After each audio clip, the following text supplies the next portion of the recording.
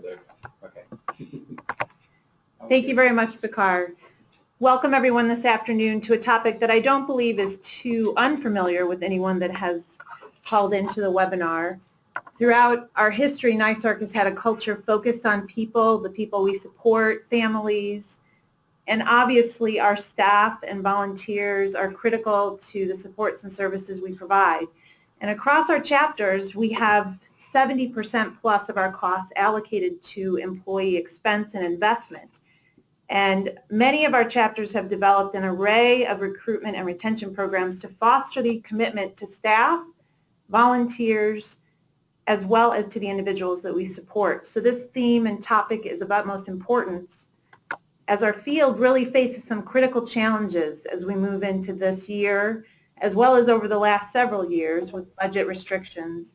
Our workforce today is depleted due to low unemployment, wage disparity, and tough regulatory environments that just have made recruitment and retention quite a challenge.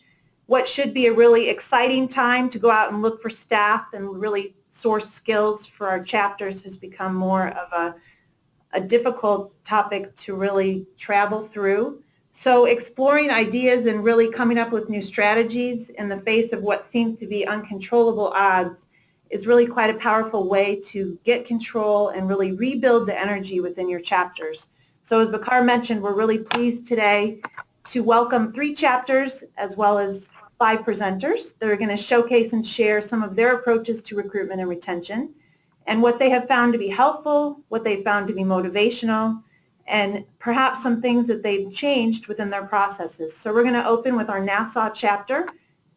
I want to welcome Christine Russell, the Human Resources Director, and Barry Donowitz, the Associate Executive Director for Administration and Central Services, and they're going to walk us through some of their best practices. Great, thank you. Hello, everyone. About 10 years ago, we were looking at some of the resources we were spending on, particularly on retention and recruitment of new staff. We were realizing the investment we were making in training, onboarding, and preparing staff to work wasn't paying off to the extent that we wanted to. We were still seeing turnover rates that, from our perspective, were unacceptable. And so we considered what would be the best approach to address that. We've traditionally looked at, of course, pay rates and benefits that were of value to employees, but we wanted to do something larger and something a little more integrated and comprehensive. And so we got together in 2006 and formed a workforce development work group, a team that got together for the specific purpose of developing our existing workforce. The idea behind that being that by developing our workforce, treating them as they are, our most valuable resource, we would be assisting not only in their performance enhancement, but also in retaining our workforce, in particular those who are doing their jobs the best. So what we wanted to do is just review a little bit of how we designed it and how we then implemented that. We found it to be a very effective strategy, not only in terms of employee satisfaction, which we measure, but also in terms of our retention rates, which are, I will say, still not where we want it to be, but certainly better than it was about 10 years ago. The first thing is to remember that these are long-term goals. So the key is persistence and patience. You can't expect immediate results when you're developing anything, which is something I think we all should probably know just in the field we're in. And you have to be patient, allowing the strategies to really start to work, impacting an increasing number of your workforce, and then getting feedback from them. The returns on our investment here included long-term savings, as I referenced earlier, in recruitment and new hire training.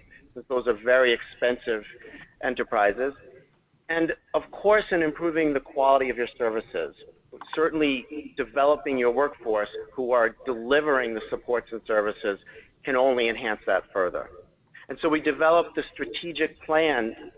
It took us about a year to develop and refine it, and then we implemented it the following year. We identified, we identified 4 key elements to the strategic plan. The first is employee development. The second is recognition and rewards. The third is employment benefits. And the fourth is agency-wide communication. And I'll let Cristina talk a little bit about each element and some of the details behind them. Thank you. Just to piggyback onto what Barry said, there is patience involved in this, but also on the other hand, don't feel that to kick this off or to start this, you have to have the complete plan in place and ready to go. Certainly, rather than make yourself or your workforce wait, it's beneficial to get even just a couple of core values or areas or strategic plan areas that you want to do and go ahead and move forward. It's a constantly evolving program. You're constantly adding new items, sometimes removing items if you're not seeing a good return on investment or it's not being well received by the workforce. So just take that into account, that it's kind of an ever-evolving process. So in reference to element one, what we're really looking at is development of the employee. Now, when we think about developing of an employee, we often think how to give them a skill set to promote them. But really what we said is let's look at an employee from where they stand, whether they're going to stay put and enjoy their career and want to remain doing what they're doing, or they're looking for advancement. We want to still focus in the same manner on both of those employees. So what we started to do is looking at, first thing what we call is our employee mentor program. We're a large agency and we are very spread out. I'm sure everybody on the end of the line can say that communication is always one of our more challenging things, is making sure that the dissemination of information gets to everybody that it needs to. The other thing is the ability for an executive level staff to really wanting to have the workforce know that they're there, know that they're supporting, having an open door policy, but not get too in the weeds. So we developed an employee mentor program where every new hire is attached to an executive level person. In our case, that is an assistant director or higher, all the way up to the associate executive directors and executive director. And that person gets the information from that employee, and if they need anything in their first, say, 6 months of employment, and that could be simply, I have a question, I'm having trouble navigating something, I am having a concern at my house or a concern here, or can you help me get a certain amount of information, that person is directly connected to them. An important facet of this, too, I want to point out, is what we've chosen to do is ensure that that mentor is not a person that falls within the discipline or the department in which that executive level staff person is. We want that separation.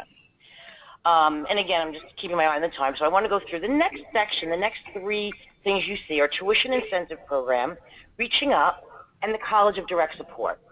So basically here, what we really try to push the philosophy of is education. Obviously, knowledge is power, but it also gives you opportunities you may not have. So many of you may be participating in the College of Direct Support at your agencies, and some of you may be participating in the Reaching Up program. The College of Direct Support is an online program that's sponsored. Obviously, any agency really in our nonprofits can access that. We utilize that every semester for approximately 20 plus staff. And most staff that take that are considering going back to school but have been out of school for so long, it's a nice way for them to get that bridge to the Reaching Up program, which is what I'll talk about next. This is through the Long Island Alliance, but I also recommend that you can set up your own alliances depending on where you are in your area with local schools, where staff can get an associate's degree paid for through a grant. The agency pays the cost up front, and then 50% is reimbursed by a grant. This is a program that specifically focuses on people with disabilities. It really allows staff, again, who have been out of school to be taking classes related to their field with people in the class that also are in the field, sharing stories, mentoring one another, supporting each other. So we find it's a wonderful program. And I would say approximately 50 to 60% of our people who finish the Reaching Up program, in fact, go towards our tuition incentive program, which is a bachelor's degree. That program is a bachelor's, a master's it could be. We have two people in a doctoral program. It can also be an associate if they don't have it already. And we pay for them to take 2 classes a semester at any SUNY or CUNY school, including summer. And for many of us, at 5 years, we also pay for books. For many of the people that are in that program that have been here, usually it's people who have been here 5 years or longer, choose to do it, they literally pay almost nothing for their degree. So what a great support for them. And we often say with the COLAs and getting a 25% raise here or there isn't going to change your life, but certainly a bachelor's degree or a master's degree, those things can be life-changing. So that is a wonderful program. I highly recommend really looking at developing your workforce from that angle. And so, as you can hear through this element, we're really looking to support and develop our workforce. Part of that is modeling the very way that we want our workforce to support the people who receive our supports. And we feel as an employer it's important that we model the very demeanor that we want our workforce to use when they provide supports to the people who use our services. The other thing on this, and this is a new part of our employee development, is we have just embarked upon a learning management system, forward being referred to as LMS. This is an online system that allows staff to obviously get mandatory regulatory training that's required, but there's an arsenal and a library of trainings and development and supervisory trainings and management that staff can utilize from any web-based device, and they have access to all of this, and it allows them, you know, for the things that are regulatorily required, it allows them less time away from the people that we support, not having to come to centralized locations. And again, due to our size, we historically have been a centralized, we have a centralized training department. So this gives a lot of freedom, and it's a great tracker just from audit and those types of things from that sense, but it also gives you the ability to load library of knowledge for your staff to be able to utilize when it works for them. And finally, as part of this element, we believe it's very important to provide people with consistent, honest feedback on their performance. And that's no easy task, especially with a degree of turnover at a management level as well. You really always have to be grooming your line managers to learn how to give people a good balance of praise and feedback for what they do well, but also to provide people with corrective and critical feedback in a way that they can hear it. It's very important if you expect performance to improve, and if people want to feel like they're growing in their role, they need to know honestly how they're doing, and so we included that in this element as well. Element number 2 is recognition and rewards. This is a key element also, because I think when dealing with staff, especially in this field, more often, if you're doing satisfaction surveys and you're really talking to people, this can be an area where many agencies, many companies for that matter, can lack. Everyone gets kind of caught up in the day-to-day grind of getting things done, and we don't stop to take the time to really focus on this. We want to celebrate the successes just in the same way that we want our staff to celebrate the successes of the people that they're supporting. So I think that to make this go full circle, it's important for us to do it from both sides. And it is a changing of a culture, truly it is, to be what we would consider truly successful in this area. It's a cultural shift. You want it to become the norm. You know, I told people when we first started doing this, we want to over-reward to the point where it's saturating the environment, because to the point where it was almost funny, and that was necessary to really get people to think about it on a day-to-day basis. So for these awards and these directors and assistant directors and supervisors acknowledging successes, they're doing it, it becomes natural. I don't know that we'll ever get there. I mean, at the end of the day, there's, you know, change, but that's our goal, is to really look at that. So what we do here, just to give you a few examples, we do an Employee of the Quarter Award, which is a peer nomination award, which is an interesting slant, because a peer will send in a nomination for a coworker, basically saying, this is the model by which I want to spend my, you know, I want to spend my day. I want to be a model after this person because that's how good I think that they are. There is an awards lunch that is held once a quarter. You know, It's a central award, so it's only a few people across the organization who get selected for it. It's attended by executive staff as well as program directors and so forth. So there's a lot of recognition, and it's substantial, and there's a lot of celebration around these individuals who have done something usually pretty exceptional or something that we really would like to thank them for and also use as a role model for everybody else in the organization. So we celebrate it in a very public way. The other just examples, you make a difference awards. There's awards that you want to do that are spontaneous. Like our example is our Caught in the Act award. If you're caught in the act doing something outstanding, you get to go home, obviously pending coverage, you get to go home early that day. You know, you make a difference awards. The supervisor will call and say, I just can't believe what I saw today. So-and-so did this or so-and-so did that. We issue an award, and again, you want it to be timely. That's another key factor we found in the beginning when we did this. If it wasn't timely, it was not as impactful. So that's a recommendation I make. I will make at this time. And years of service. We have a lot of longevity here, and you want to reward that. You don't want to not take the time to recognize people, which we do at 5 years, at 10 years, at 15 years, 20 years. We actually have somebody this year who's actually hitting 48 years. So you want to take the time. So we do luncheons, we do brunches, we do breakfast to really let people know that we care about them. And those are coupled with planned pay increments associated with the Years of Service Awards. So they really are substantial, and that's a direct attempt at supporting longevity. The other thing is a newsletter. We do a monthly newsletter here that serves many functionalities.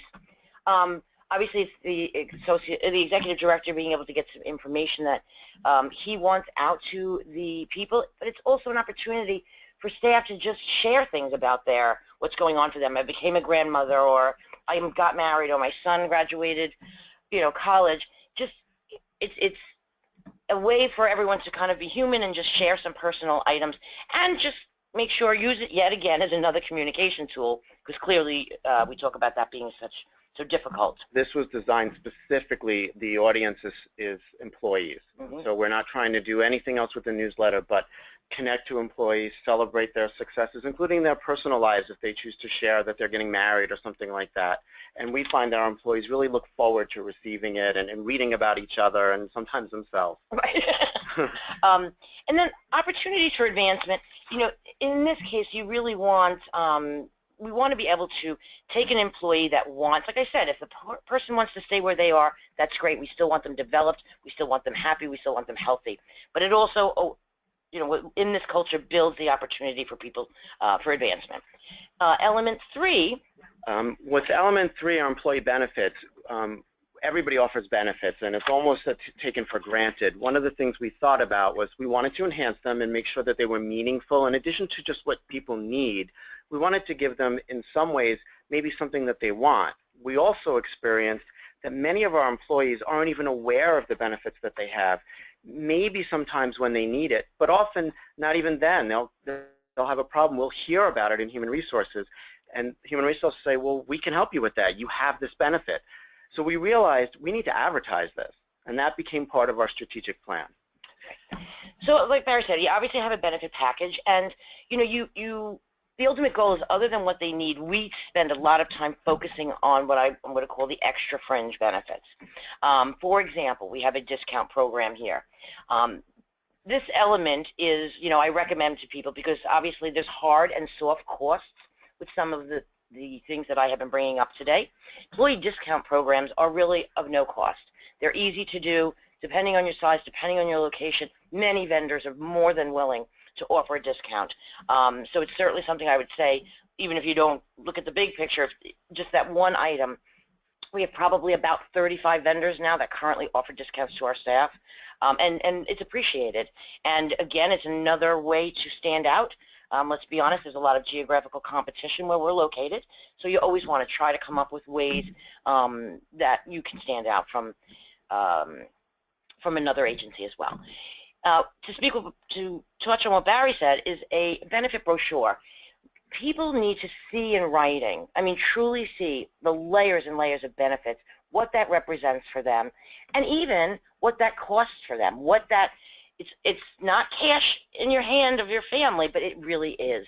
And letting people see that, wow, you know, all of this fringe adds another $35, $40, $20,000 onto my salary a year.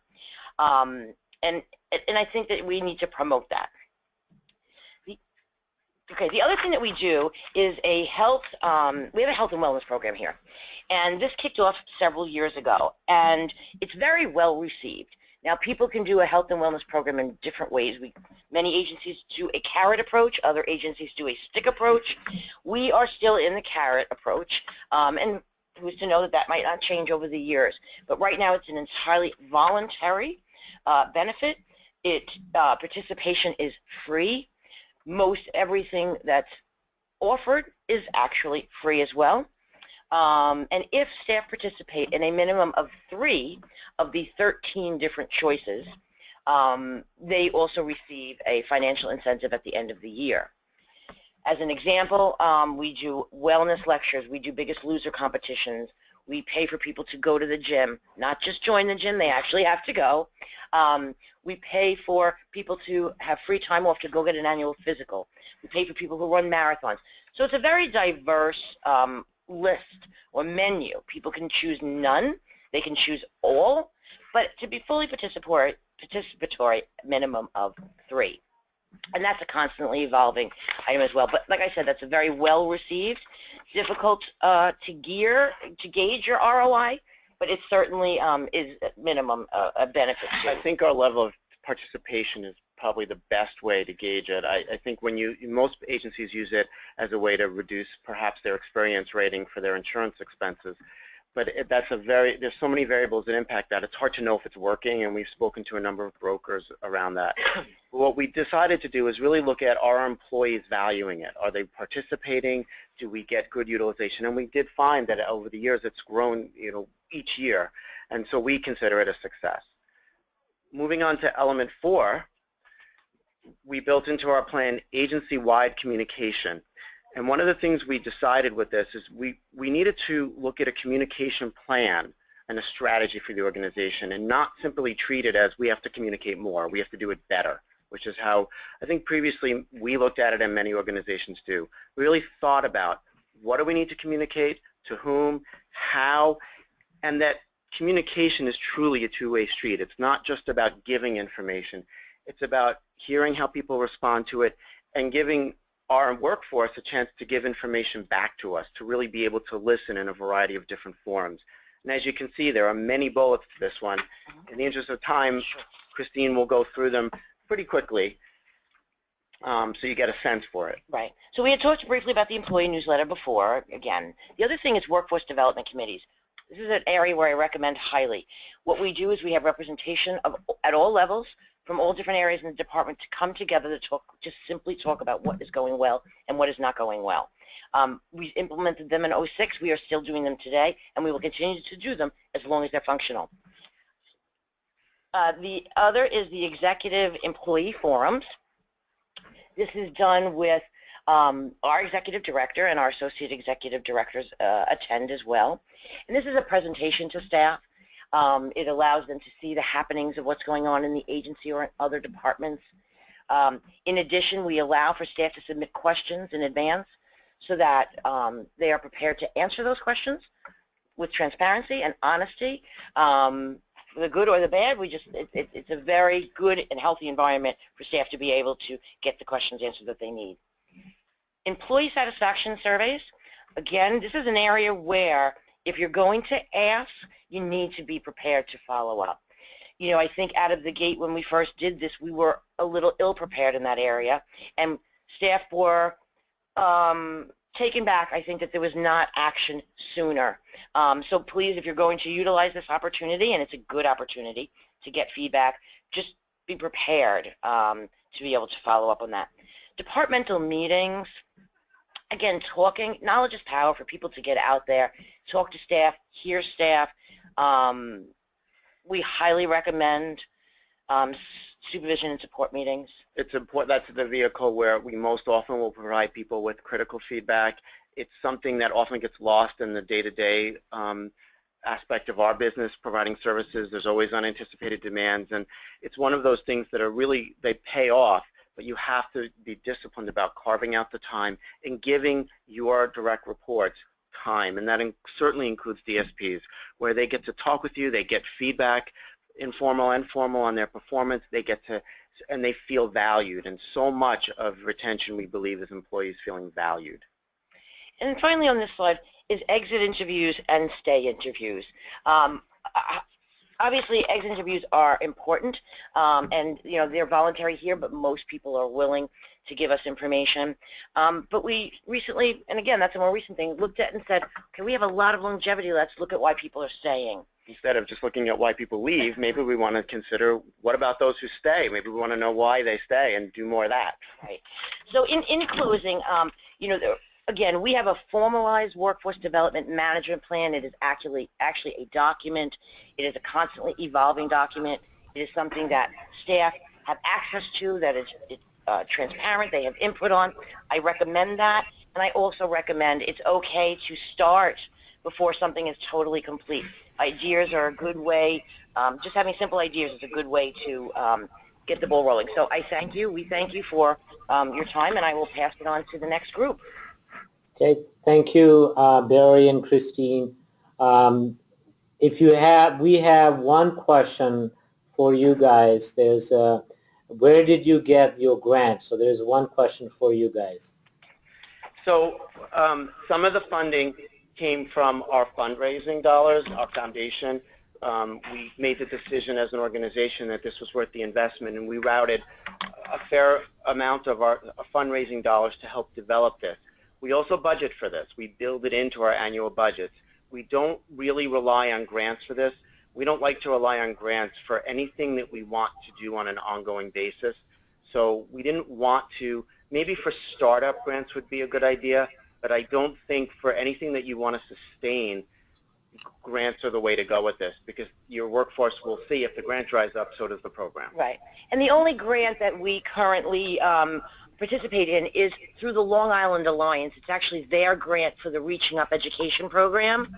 So that would be the only grant that we actually reap a benefit of by getting 50% back to the agency after we spend the money on tuition.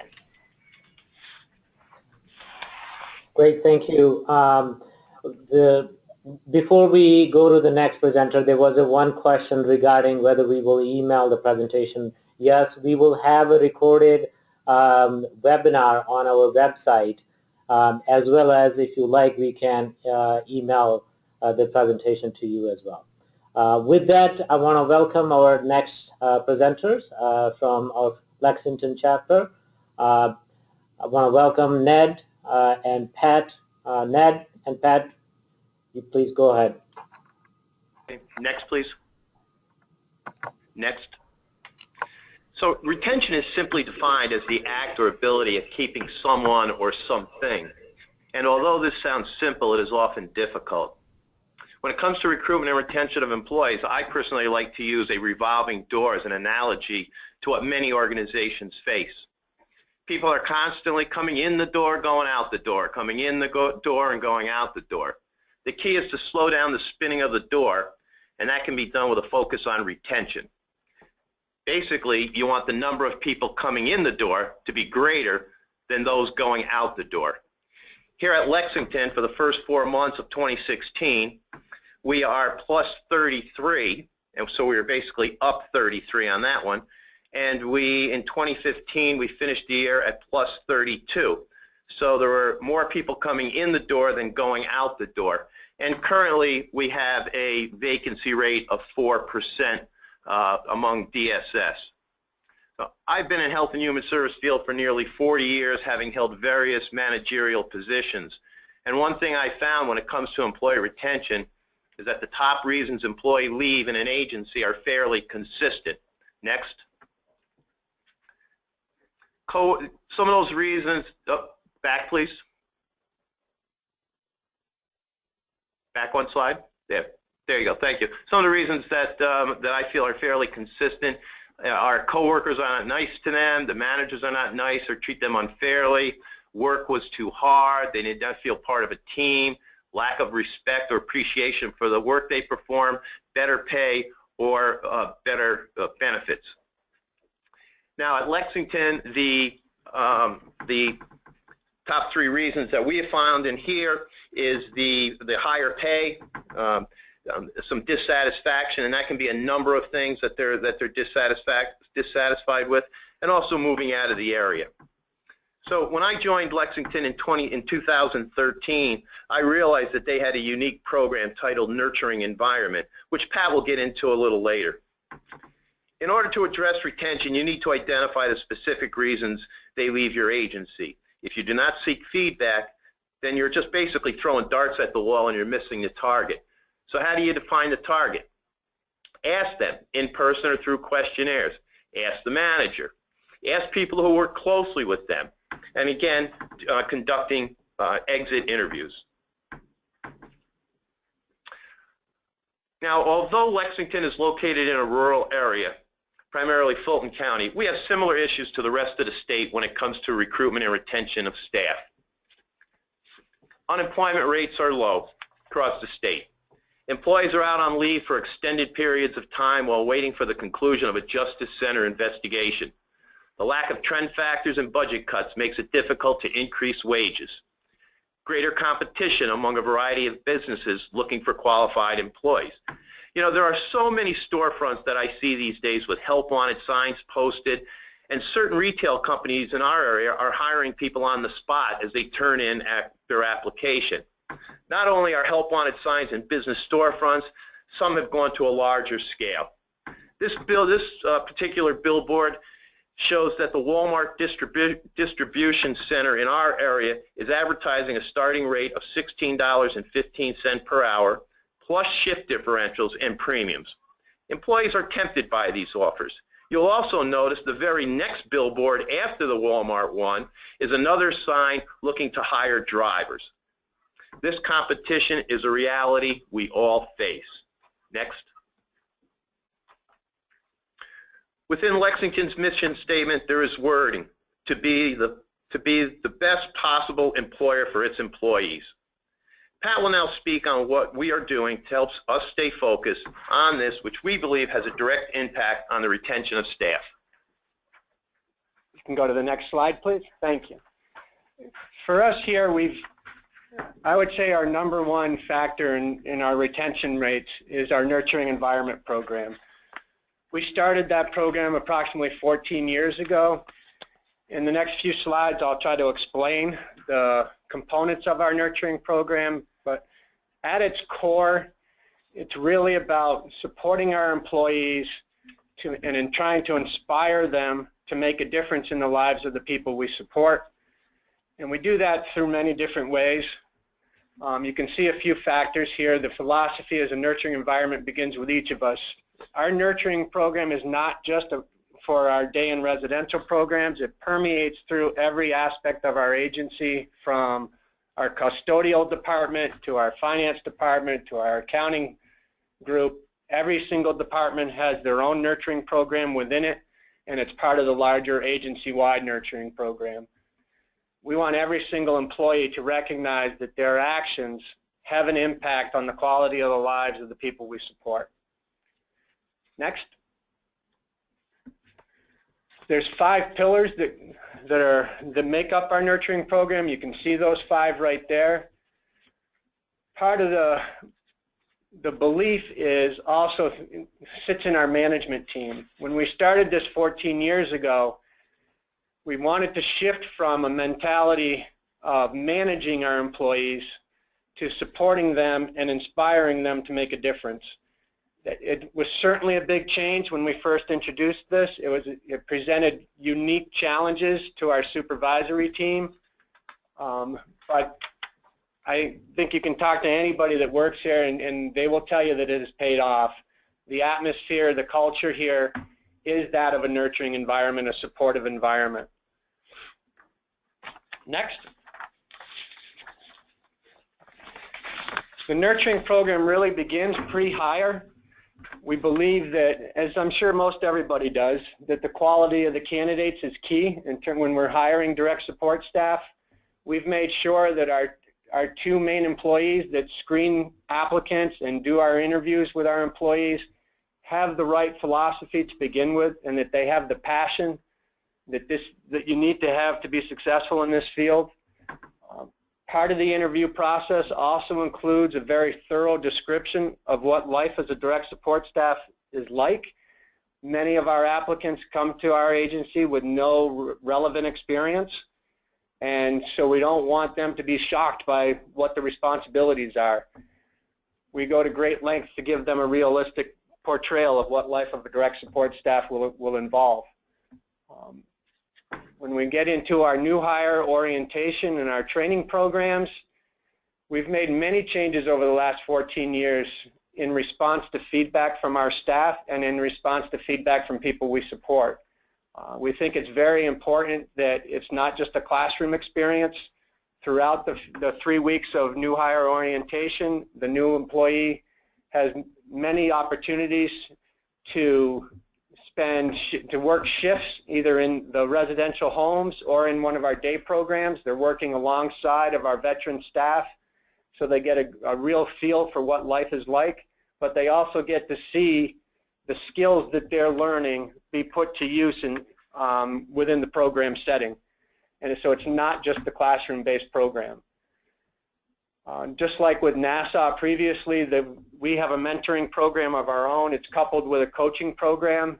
Every new employee here is assigned a mentor. For us here, that's going to be a program manager, either in the residential program or in our day program. And that mentor's responsibility is to stay connected with the new employee, make weekly contact with the new employee, spend time with the new employee, and just like with Nassau's program, it's to field questions, it's to help them problem solve. But more importantly, I would say our goal also includes connectivity. Our new employees enter what we call a universal relief pool, typically. So they're going to be assigned to a group of programs, a group of homes. And it's hard when you have that kind of a system to help that new employee feel connected. So that mentor's responsibility is also to form that connectivity. Our coaches are our veteran staff and our frontline supervisors. So when a new employee is working their shifts, they're tied to the hip of those coaches. The coach is going to walk them through the shift and help them do the tasks that they're assigned. We don't want people to be just left on a shift for the first time and really kind of not know what they're supposed to do. So the coach plays that role. They fill that void. They provide that leadership for the new employee. And those programs came as a result of feedback that we got from our employees and just basically assessing our environment in our training program. The other key elements I would offer to you through our orientation, we have a program called We Are People Too. What that is, it's a group of approximately, it varies depending on who's involved, but it's 10 to 12 people that we support that meet with every single newly hired employee. And what they're trying to do is share their own life experiences with the new employees. They do their best to share what they've been through throughout their lives. They share personal experiences. They talk about what's most important to them from their direct support staff. They offer advice on things such as, if this is the first time you're coming into my home, these are the things that I want you to pay attention to. This is how I want you to introduce yourself to me. When we get feedback from new employees, without fail, that is the best part of their training experience when they do their evaluations. The other part of training that we feel strongly about, we call in my shoes training. And it's very similar to We Are People Too, but it's a little more focused on what life is like for me given my disability. So perhaps it's somebody who's visually impaired. They'll share with new employees what it's like to have a visual impairment. We have an individual who uses a wheelchair as part of that group, and he shares experiences such as what it's like to go on a van lift, a wheelchair lift on a van, what it's like to be moved from his bed to his wheelchair in a Hoyer lift. We want our employees to have that experience, to hear that information directly from people that receive services from us, to help raise their level of understanding so that they can be more compassionate when they go out and start their job as a direct support staff. A key component of our nurturing environment is the element of support. We always want our employees to feel supported. We're very proud of our 24/7, 365-day-a-year on-call support system, and that's across every discipline you could possibly think of. Our psychology department, nurses, our mechanics from our garage, our maintenance department. Every discipline we have a 24-hour support system in place so that no staff feels alone. So if we have a scenario where we may have a solo awake night staff, certainly a challenging shift to fill, we never want that person to feel like help isn't a phone call away. So that's something we invest in. Obviously, it's not something that comes cheap, but it's a worthwhile investment, and that support that it's providing, we know from feedback from our staff that they value it highly.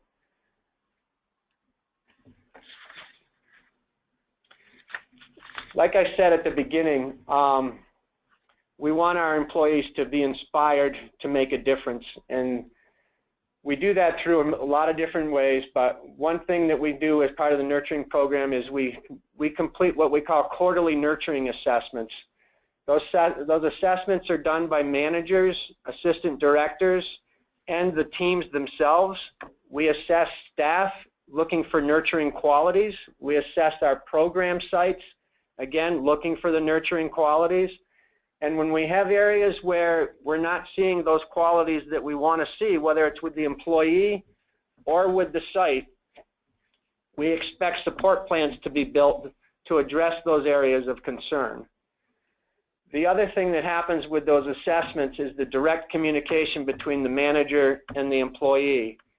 If an area of concern is identified for an employee, the manager, or if they need help from their assistant director, they're going to sit down and have a face-to-face conversation with that employee. And they're going to tie it to how that quality impacts the quality of services, the quality of life for the individual, and how the absence of that nurturing quality could increase the potential for an abusive situation to occur.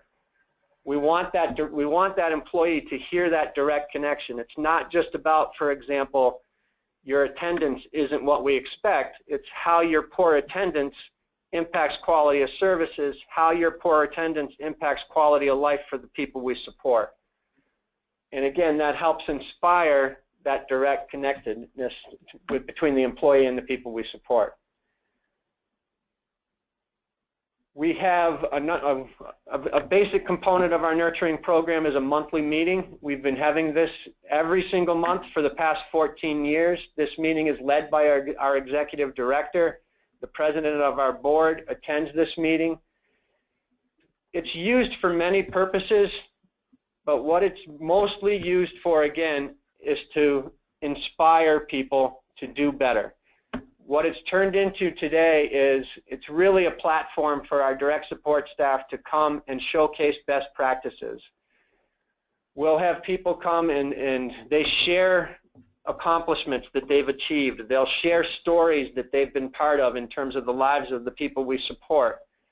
And it's not just about sharing the story, but it's also about what did they do to achieve that outcome. So what went into that story? What went into the outcome that was achieved?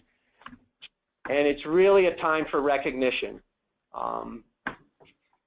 We average, I would say, 75 to 100 employees every single meeting. And again, it's happening on a monthly basis.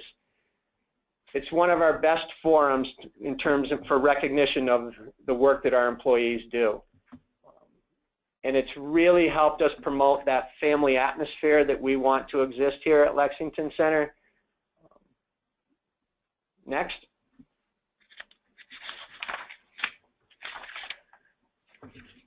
The meeting itself also provides employees a forum to ask questions, express concerns, and get direct feedback.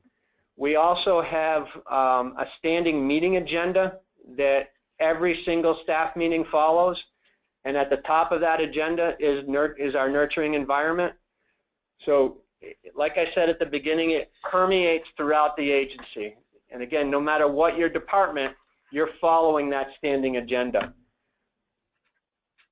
Lexington's core management principles include communication, support, and ownership.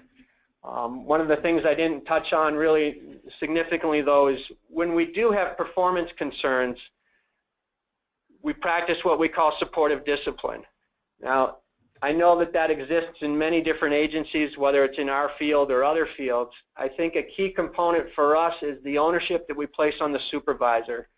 So when there is discipline that happens with an employee, we'll address the employee's behavior, but more importantly, we're looking to see what the supervisor is going to do differently to help that employee be successful.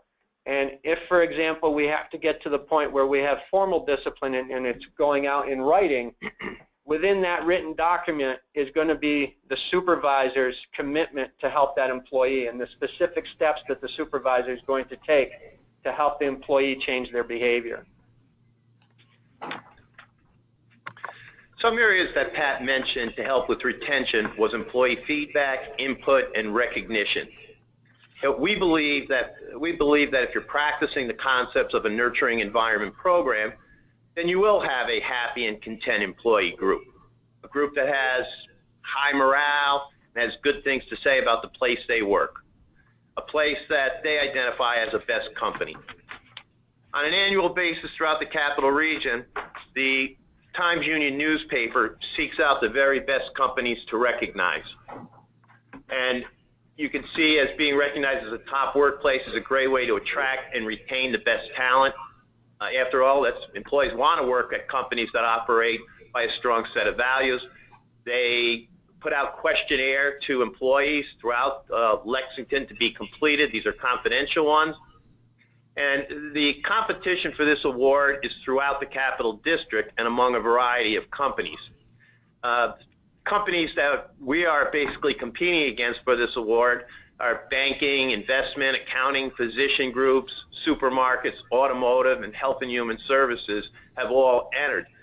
And the work, let's face it, the work within our field can be challenging, stressful, and pay a lower wage than many of these other companies that are out there. And the work environment perhaps at a banking office, investment, or accounting might be more attractive to certain people out there. So we're up against some pretty stiff competition when we go into this program. And although this may be the situation, we ask how would Lexington employees feel about the place they work at? Next. There it is. Lexington, we're proud that we were voted the #1 large employer in the Capital Region in 2014 based on employee feedback and how the employees felt about this agency. So retention is definitely the key. Nurturing environment program is definitely a way to go, and it has been very successful here at Lexington. Next. Well, thank you, Pat and Ned. In the interest of time, please type whatever questions you have. We will send you reply to those questions after the presentation. So now I want to welcome Cristina Thomas. Cristina, please go ahead. Okay, good afternoon. We have at the AHRC of Monroe a number of strategic goals related to our long-term investment and in both recruiting and retention of top talent. So specifically, our goals are to hire the most qualified direct support professionals, to be recognized as an employer of choice, to implement a career ladder for career pathing purposes, to aim at long-term retention, and also the management or the development of our managers and leadership team. Next, please. So when we looked at some of the potential ways to address our strategic goals, we looked at a number of key areas, 6 key areas to ensure alignment. We looked at the value that HR was providing and our leveraging of technology. We looked at a new applicant tracking system. We ended up selecting Open Hire, which I'll talk about in a few minutes. We looked at a targeted advertising approach, which included leveraging our website. We looked at efficient recruiting, interviewing, and hiring processes, a structured new hire orientation and onboarding program, as well as a number of retention strategies. Next. So starting with the HR value, we wanted to ensure that HR was focused on value-add activities.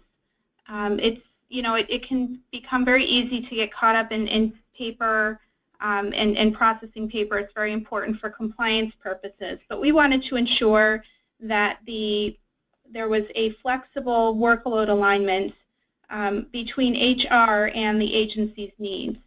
We hire about 30 people a month. We received in 2015 about 6,000 applications,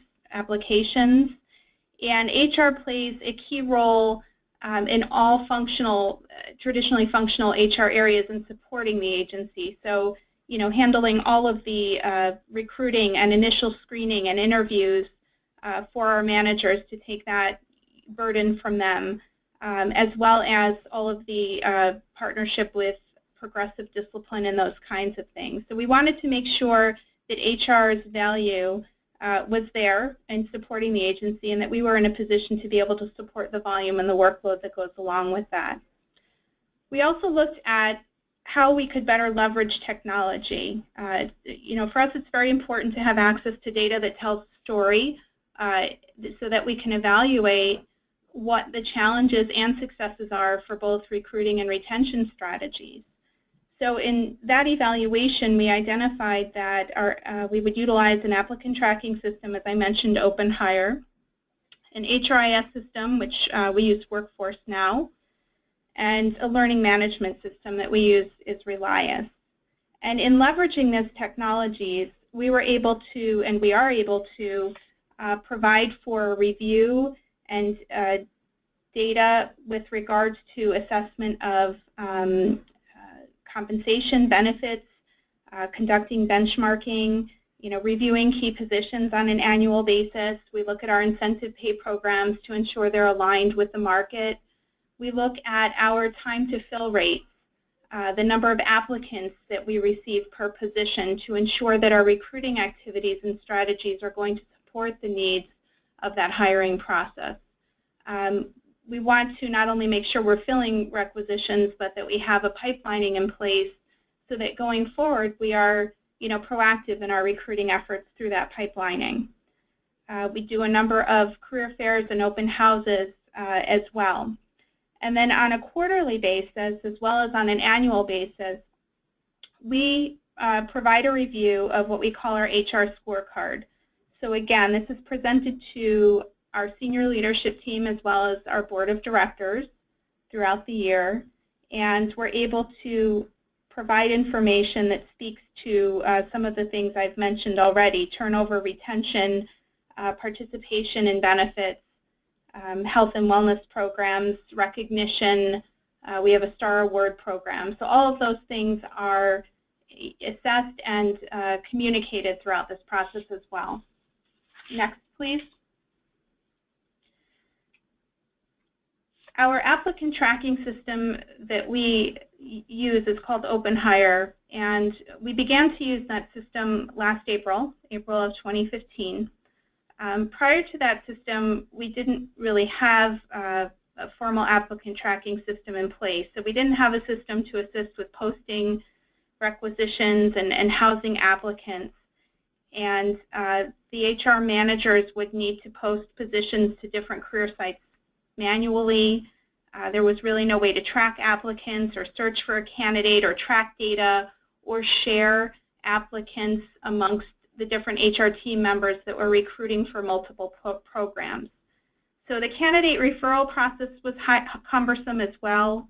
The new hire paperwork process was cumbersome, and we really just needed to streamline much of that, again, to ensure that the HR focus was on adding value and not necessarily caught up in primarily processing paperwork.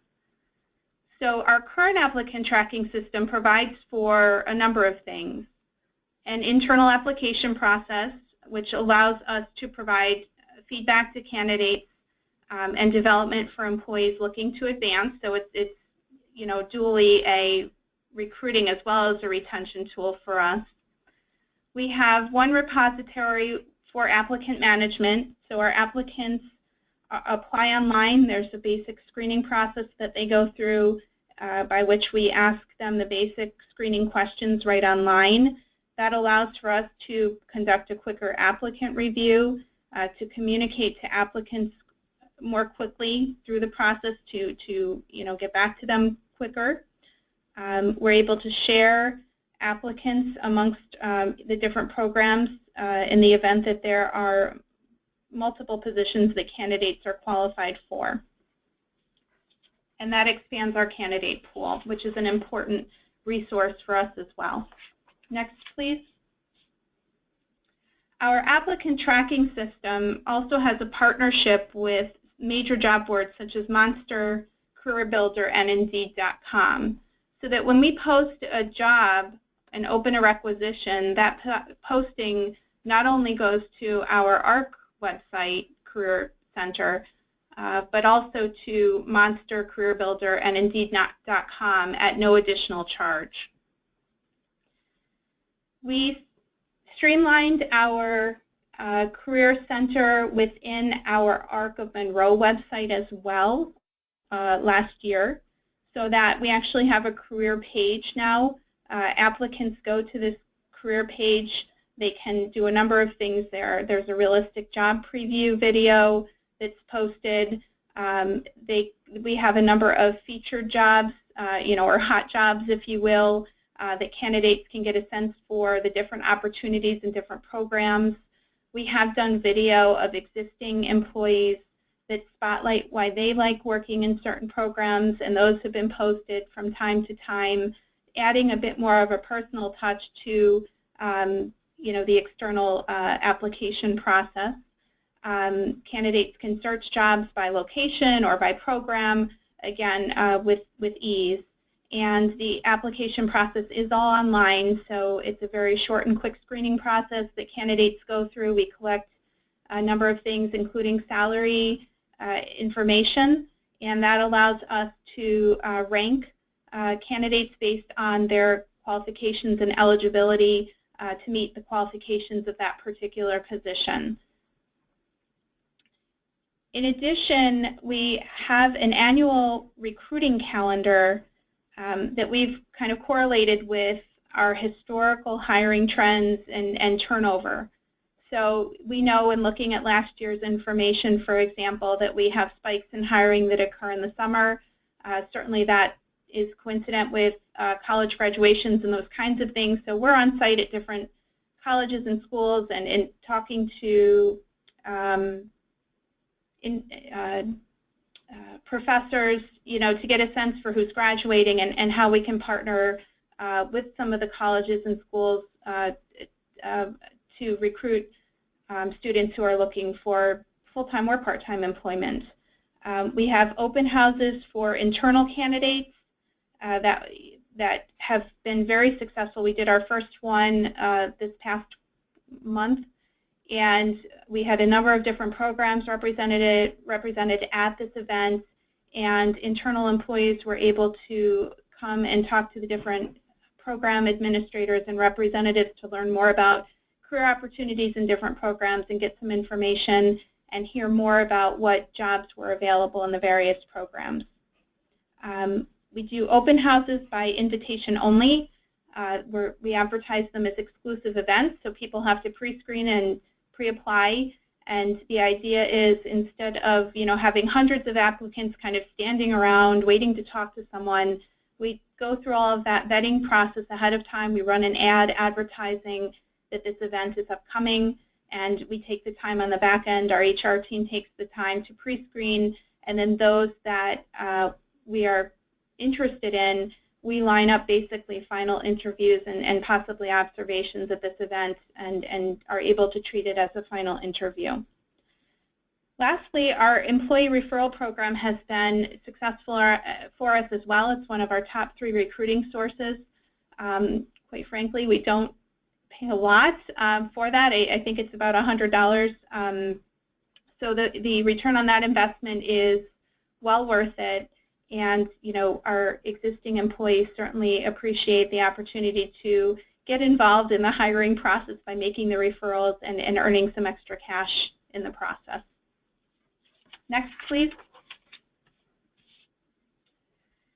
In terms of the processes, we evaluate to ensure that they are efficient and working to support the needs of the agency. So again, in speaking earlier about some of the volume that we deal with, we want to make sure that we are getting through the interviewing and hiring process quickly and efficiently. We have to navigate multiple interviews. We have to conduct background screenings, get through paperwork, all the while ensuring that we're actually hiring the right people.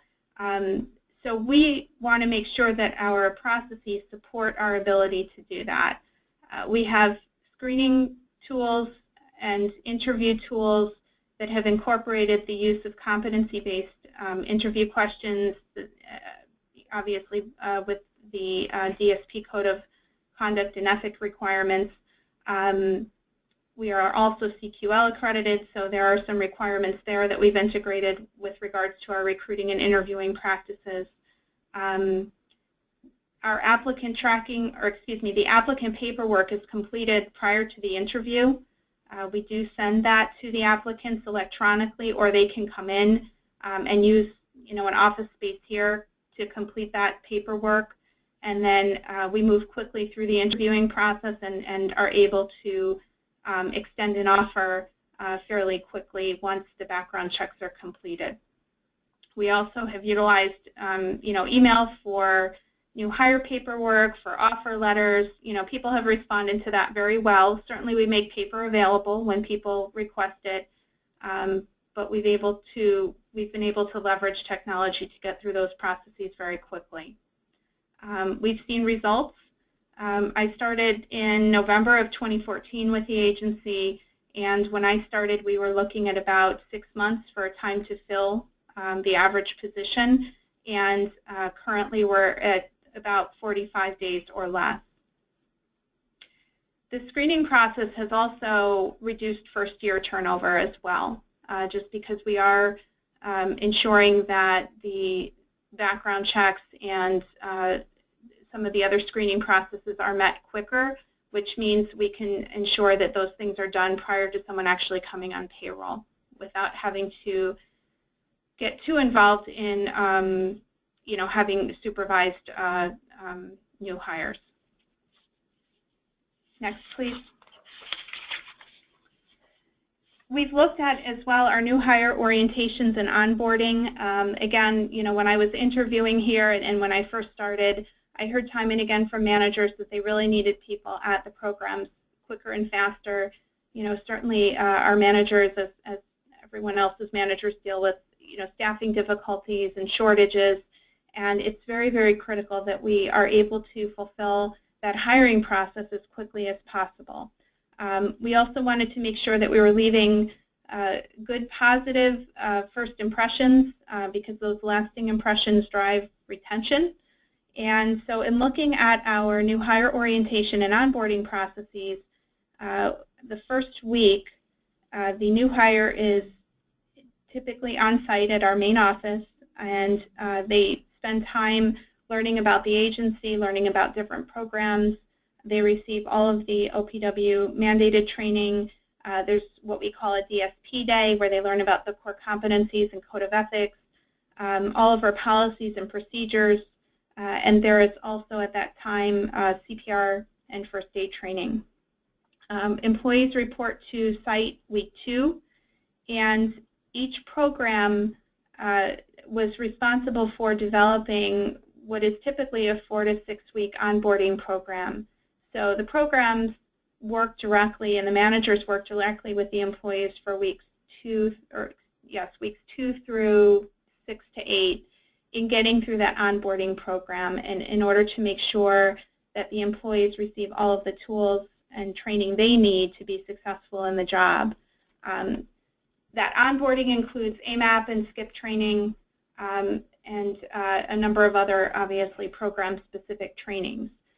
And one of the things I also want to mention is that we have found that it has been very helpful, and we've had success in communicating the onboarding and training schedule right at the time that we are going through the offer extension process.